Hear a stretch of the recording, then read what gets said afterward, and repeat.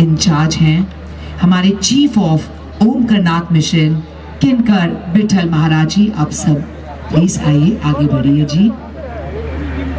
किनकर विश्वश्रेयानंद जी ओमकारनाथ मिशन से, स्वामी सौरभ नंद जी महाराज भारत सेवाश्रम संघ से, सुरेश बगाड़िया जी जो बिल्कुल रामचरण पादुक ले आए हैं अयोध्या से। प्लीज आपसे रिक्वेस्ट है, आप कृपया मंच।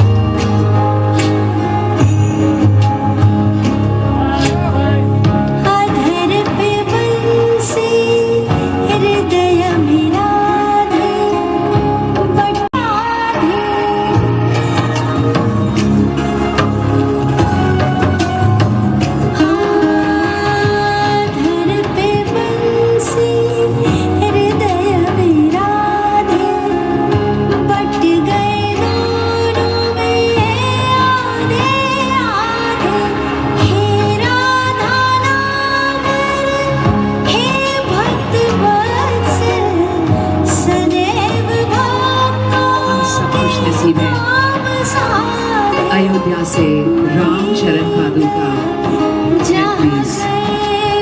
हमारे आरएसएस हेड महाराज सुरेश बगाड़िया जी से रिक्वेस्ट करना चाहूंगी, कृपया आगे बढ़े। वाव, गीता जयंती महोत्सव की इतनी खूबसूरती से शुरुआत हुई है। मैं प्लीज शौविक दास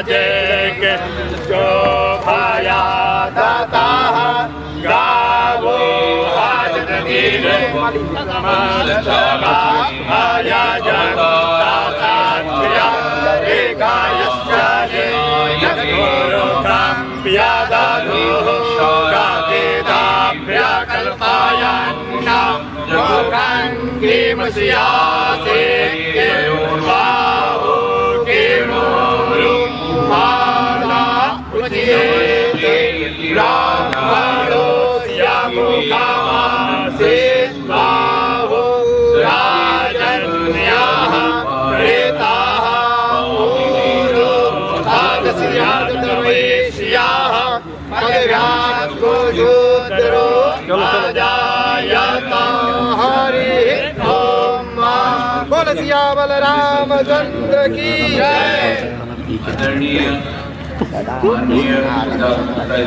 धन्य है अपने गुरु के नाम से इतना सारा काम कर रहे हैं, बहुत बहुत धन्यवाद। ये पूज्य आत्मस्थान जी महाराज का एक विशेष पक्ष था, युवाओं से बहुत प्रेम करते थे।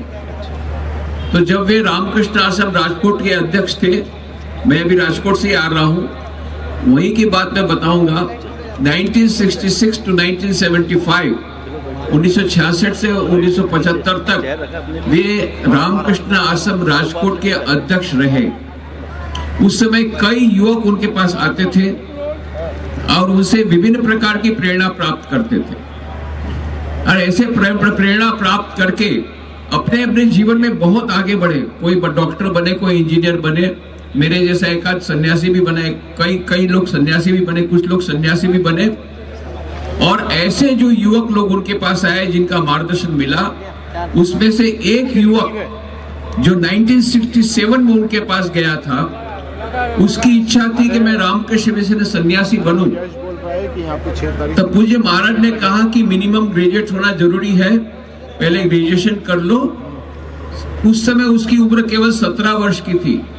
18 साल से नीचे भी रामकृष्ण मिशन को नहीं लेते हैं और ग्रेजुएट के बिना नहीं लेते हैं सन्यासी के रूप में। तो उनको कहा गया पहले ग्रेजुएट बन जाओ पर उससे नहीं होगा, बीच बीच में आते रहो और यहाँ पर रह तो रहो।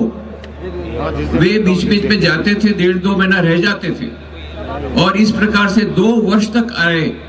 फिर बाद में पूज्य महाराज जी ने उनको कहा, देखो देश की सेवा विभिन्न प्रकार से हो सकती है, मेरी इच्छा है कि तुम देश की सेवा अन्य प्रकार से करो, सन्यासी बनकर के नहीं।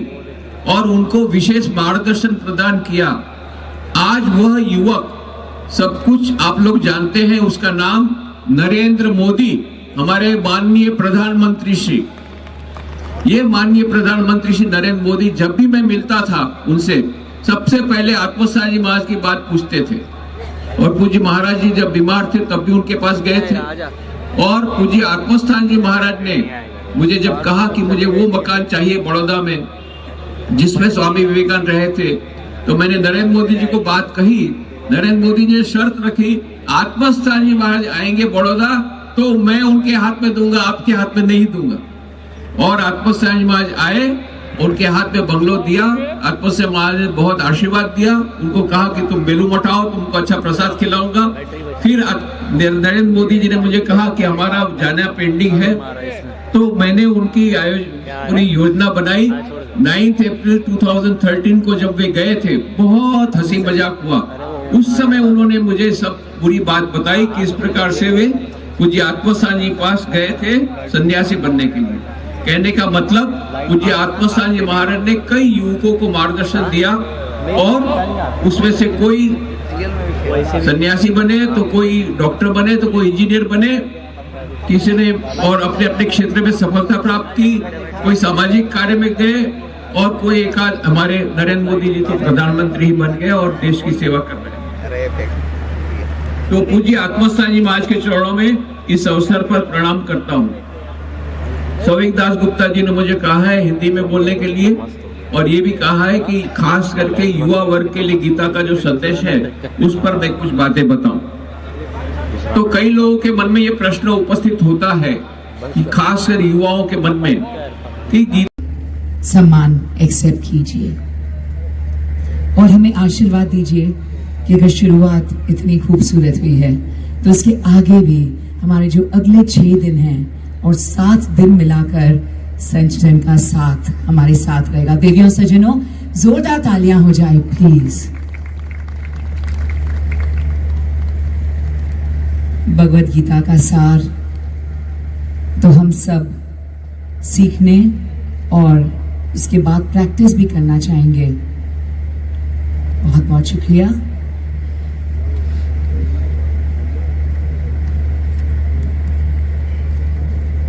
प्लीज महाराज जी इसे एक्सेप्ट कीजिए।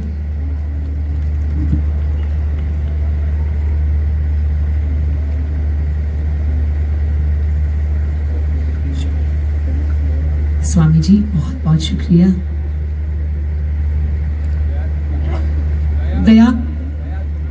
दया दीपानंद जी के लिए दीप बनकर वो हमारी जिंदगी में बिल्कुल रोशनी की तरह शामिल हुए हैं। देवियों सज्जनों, हम सबके अंदर रोशनी है और म्यूजिक है। तो आइए, बहुत बहुत शुक्रिया दीप आनंद जी, बहुत बहुत शुक्रिया।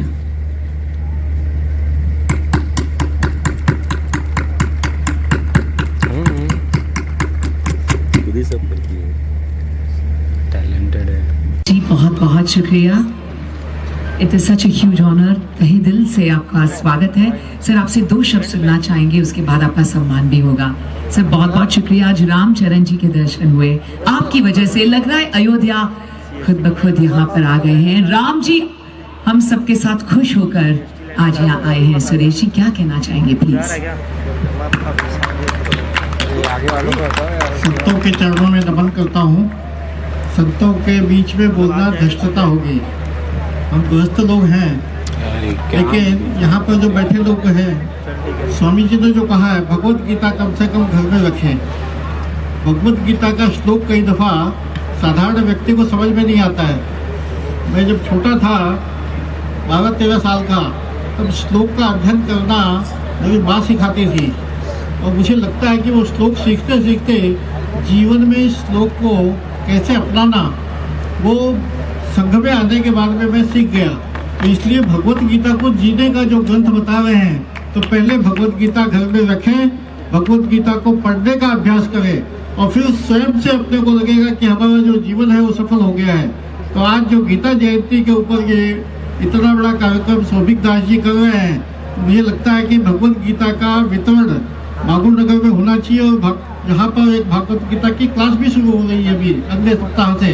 तो हम भी अपने घर में भगवत गीता का पठन करें और भगवत गीता अपने जीवन में उतारें।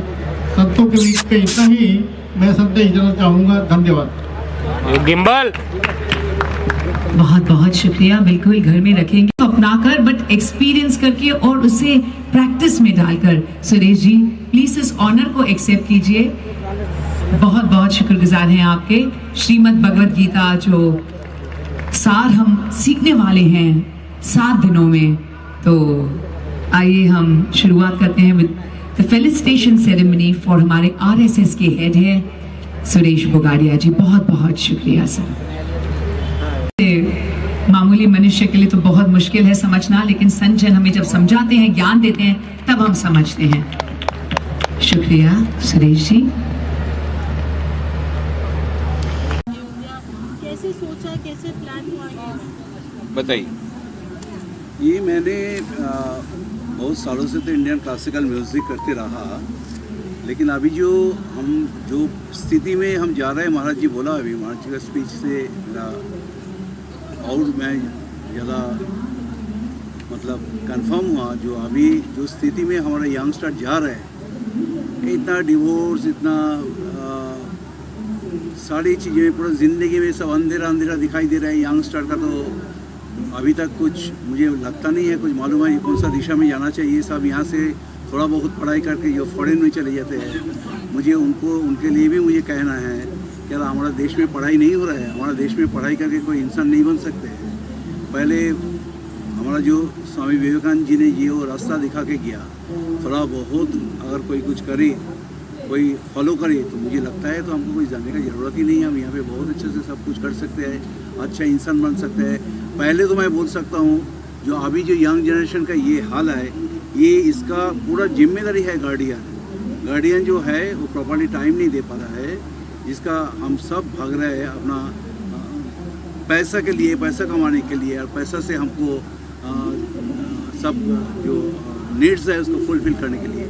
लेकिन इसका जो एक्चुअली हमारा रिज़ल्ट आ रहा है, वो रिज़ल्ट बहुत ही माने चिंताजनक है। ये बहुत भावनात्मक हो गया सबका।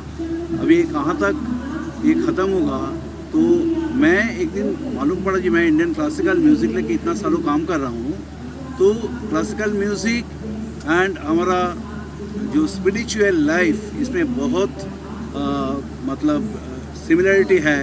स्वामी विवेकानंद जी ने बहुत बड़ा संगीतज्ञ भी था, जिनको मालूम नहीं है आप सुन लीजिए, महाराज जी बैठे हैं।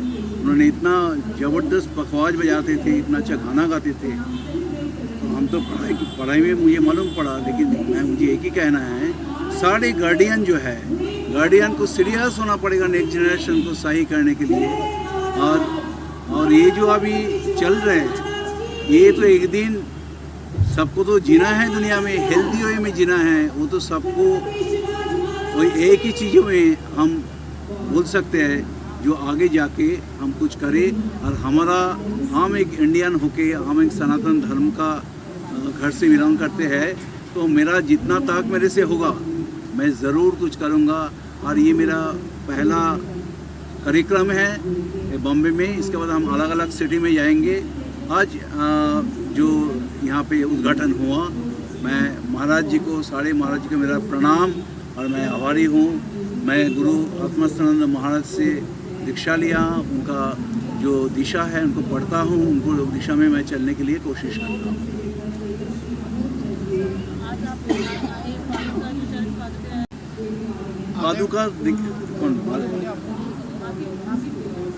पादुका तो मैंने इसीलिए लेके आया, जो बहुत मुझे लगा, जो जब राम जन्मभूमि में बहुत हमारा घर में जो बुजुर्ग, मेरा दादी, मेरा माँ, पापा जो है, कोई देखने के लिए जा नहीं पाया, तो मैं सोचा कम से कम वो पादुका लेके आऊँ, एक बार दर्शन कराऊँ। तो एक साथ हमारा गीता जयंती भी हो गया। मुझे बहुत लोग ने पूछा गीता जयंती के साथ राम पादुका का क्या मतलब है। मैं बोला मतलब तो कुछ नहीं है, मेरे लिए जो रामकृष्ण मठ मिशन से जुड़ा हुआ है, उनके लिए जो राम है वो कृष्ण है। रामकृष्ण परमहंस देव वो आखिर में जब उनको देहो चला गया, उस टाइम उन्होंने दिखा के भी गया। स्वामी विवेकानंद ने पूछा जो आप कौन हो, तो श्याम ठाकुर ने दिखा है जो मैं राम भी हूँ, मैं कृष्ण भी हूँ। सही महाराज, जो राम थे, जो कृष्ण थे, वही इस बार राम कृष्ण कृष्ण हैं। तो आपसे जानना चाहेंगे आपका यहाँ आने का experience। इनको मेरा बोल रहा है, मेरे को इनको बोलना है। हाँ, देखिए 500 साल बाद में राम जन्मभूमि मुक्त हुई है। रामलला जो है अयोध्या में स्थापित हुए हैं, ये पूरे विश्व के लिए एक संदेश है। और सौभिक दास जी ने जो राम पादुका ला करके यहाँ के लोगों के लिए राम के दर्शन करने का जो सौभाग्य अयोध्या में नहीं पा सके हैं, ऐसे लोग कम से कम राम पादुका का यहाँ पर दर्शन करें, ये पुण्य कार्य सौभिक दास जी ने किया है। मैं यही कहना चाहूँगा, सौभिक दास गुप्ता जी को बहुत बहुत अभिनंदन देना चाहूँगा कि उन्होंने इस प्रकार का एक बहुत बड़ा कार्यक्रम भगवत गीता के नाम से किया, क्योंकि यह एक बहुत बड़ा अद्भुत संयोग है कि भारत सरकार ने न्यू एजुकेशन पॉलिसी 2020 में IKS इंडियन नॉलेज सिस्टम को बहुत ज़्यादा महत्व दिया है, और उसके कारण कई यूनिवर्सिटीज़ में और कई शैक्षिक संस्थाओं में भगवत गीता का जो उसकी जो पढ़ाई है उसको कंपलसरी किया जा रहा है। इंक्लूडिंग गुजरात गवर्नमेंट ने पूरा कंपलसरी कर दिया स्कूल लेवल पर। और जैसा मैंने बताया, नीदरलैंड में भी अभी 5th स्टैंडर्ड के बाद से गीता का कंपलसरी कर दिया गया। तो भगवत गीता का संदेश जो 5000 साल पहले दिया था, आज बहुत ही प्रासंगिक है। विशेष करके वर्तमान में हमारी कई कठिनाइयों से जब हम गुजर रहे हैं, mental health is a big issue. उस समय डिप्रेशन के युग में, टेंशन के युग में भगवत गीता का संदेश हमें बहुत अधिक आवश्यक है। तो उस समय ऐसी परिस्थिति में सौभिक दास गुप्ता जी ने यह जो प्रोजेक्ट लिया, और वे केवल बम्बई नहीं और कई जगह पर इस प्रकार के कार्यक्रम करने वाले हैं। तो मैं बहुत बहुत धन्यवाद देता हूं, अभिनंदन देता हूं, और मैं आशा करता हूं कि धीरे धीरे करके ये कार्यक्रम और भी ज़्यादा अच्छी तरह से आयोजित होंगे, और भी बड़े पैमाने पर होंगे, और उससे बहुत लोगों को लाभ मिलेगा। और जैसा उन्होंने कहा कि आज के विद्यार्थी लोग जो भटक रहे हैं वो इस सही दिशा में आएंगे, और इस प्रकार से स्वामी विवेकानंद का जो संदेश था, उठो जागो लक्ष्य प्राप्ति तक रुको मत, उसको समझ करके आगे बढ़ेंगे। और भव्य कार्यक्रम जो आप सभी ने देखा, मीडिया बंधुओं का स्पेशल धन्यवाद करेंगे, जो आप इस युग में भी, आज के युग में गीता जैसी चीज़ों को प्रमोट करके युवाओं, हम जैसे युवाओं के बीच में पहुंचा रहे हैं। आज जितना भी मुंबई का क्राउड हमारा इस कार्यक्रम को देख रहा है, वो खुद में भी धन्यवाद कर रहा है। और जैसे गुप्ता जी ने तो इतना बड़ा काम कर दिया, महाराज जी के यहाँ चरण इस स्थल पर पड़ गए जो हमारे गौरे गांव में। आप सभी से, मीडिया बंधु से हमारा धन्यवाद है, और इस कार्यक्रम की शोभा बढ़ाने में आपका बहुत बहुत योगदान है। इस मैसेज को दूर दूर तक जाकर, जो गीता का महोत्सव हमारा 6 दिन और आगे चलेगा, 6 तारीख तक, इसे आगे बढ़ाएं और ज़्यादा से ज़्यादा लोग आके इसे सुने, विचारों को, नए विचारों को यहाँ से लेकर अपनी ज़िंदगी को नया मोड़ देने का काम करें। यही मेरा इस मीडिया की प्रेस से मैसेज देने का काम है। धन्यवाद। इसका आचरण करना है, बस रोज गीता का अध्ययन करना, उसके बारे में चिंतन करना, अपना नित्य जीवन में उसको पालन करना। सो जैसे स्वामी जी ने बताया, आजकल जो फिजिकल बीमारी तो बढ़ ही रहे, साथ में मेंटल डिसीज बढ़ रहे हैं, तो उसका अगर एकमात्र उपाय है गीता का जो संदेश है ना, it's a comprehensive philosophy for life and work, अपना जीवन के लिए दिशा देने का और कैसे नित्य जीवन में हमारा कर्म निभाना, ये दोनों उसमें सिखाया गया है। उसको हम सबको अध्ययन करना है, जीवन में पालन करना है। जो कार्यक्रम शुरू किया है भगवत गीता, 7 तारीख को गीता जयंती उत्सव है। कलकत्ता में हमारे संस्था के स्वामी प्रदीप्तानंद जी महाराज ब्रिगेड में 5 लाख लोग को लेकर, भक्तों को लेकर के गीता जयंती मना रहे हैं। तो यहाँ पर हमको वहाँ पर नहीं रह पाए, हमारे सौभिक दास गुप्ता जी का आह्वान से आना पड़ा। और आज के जो कार्यक्रम है, स्वामी जी ने जितना सुंदर ढंग से युवाओं के लिए जो व्याख्यान दिया है, इसे अगर वो अपनाएं और अपना जीवन जो व्यर्थता है उसको फेंक करके नया दिशा को लेकर के आगे बढ़े, तो भगवत गीता और अगला दिन में हमारे देश, समाज और राष्ट्र की तथा विश्व के एक नया दिशा दिखा सके, यही मेरा आशा है। पहले तो मुझे यहाँ पे आकर के बहुत अच्छा लग रहा और सोविदास जी गुप्ता जी के साथ काम करके और स्वामी जी को सुन करके मुझे गीता से इंस्पिरेशन मिली। जैसे स्वामी जी बता रहे थे कि हमारी लाइफ की हर दुविधा का उत्तर, हर परेशानी का उत्तर गीता में स्वयं श्री कृष्ण अर्जुन को बता रहे हैं। तो अर्जुन जो कि इतनी डिप्रेशन की कंडीशन में थे, जहाँ वो देख रहे हैं उन्हें अपनों के साथ ही युद्ध करना है, उनसे गांडीव नहीं उठाया जा रहा है, उनकी दुविधा का भी समाधान श्री कृष्ण बता रहे हैं। तो मैं सबसे यही कहूँगी कि हमें गीता का अध्ययन करना चाहिए, हमें अपनी लाइफ के आंसर्स मिलेंगे, हमें अपनी दुविधाओं के इसमें आंसर्स मिलेंगे। और ये कार्यक्रम आगे 6 दिन तक चलेगा। यहाँ पे और लोग जुड़े और इस कार्यक्रम में आए तो हमें बहुत अच्छा लगेगा।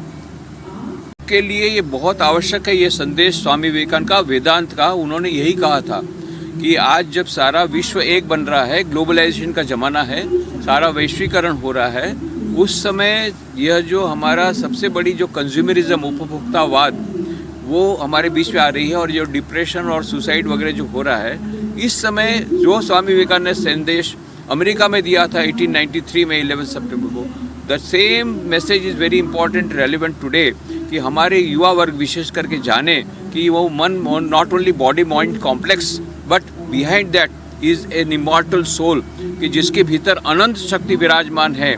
ऐसी शक्ति और ऐसी आत्मा प्रत्येक मनुष्य के भीतर में है, प्रत्येक युवक के भीतर में है। उसको याद करके वो कॉन्फिडेंस से आगे बढ़े और अपनी जो मानसिक समस्या का बहादुरीपूर्वक सामना करे। ये आज के समय की मांग है और ये सब हमको भगवत गीता स्वामी विवेकानंद के संदेश में मिलती है।